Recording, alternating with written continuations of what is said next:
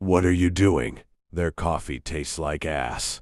Those were the first words I heard from the girl I would fall in love with. "Come on," she said and gestured to follow. "This is going to change your life." The little food truck she took me to did have the best coffee I've ever tasted. We were on our third date waiting for the spin dip to come out, and Kelly spent 5 minutes talking about how subpar it was. I loved listening to her go on like that. "How do you know so much about food?" "I'm a chef." "Really?" "I'm a private chef now. Work for one client." "Shut up." "I'm serious. I'll prove it." For our fourth date, I stood outside what must have been the most expensive house I had ever seen in my life. "Are you sure it's all right we do this?" I asked her.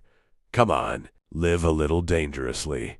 Kelly began preparing me a 5-course meal.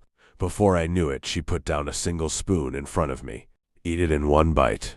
I had no idea what I was looking at, but put the spoon in my mouth. The flavors and textures were incredible. Salty, savory, with a bright hit of citrus at the end. Every course after that was better than the last. A salad with an herbaceous dressing, a cold, rich soup that was smoky. The main dinner was some fish imported from the other side of the world.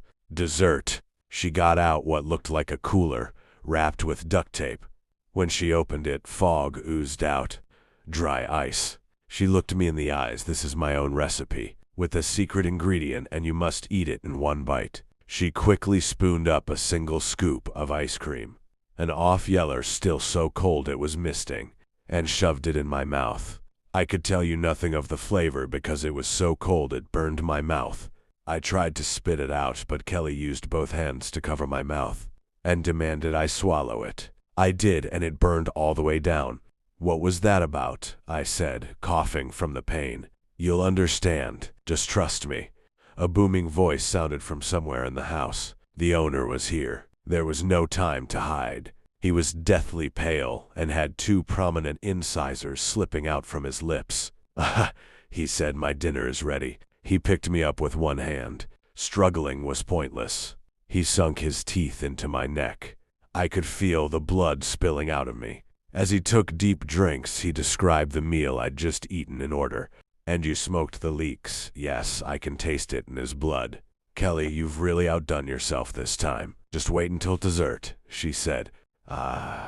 You know I have a sweet tooth." I was beginning to lose consciousness when the man holding me up exploded. I was weak and worse, stunk to high heavens.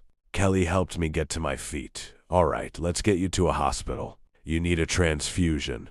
"What just happened?"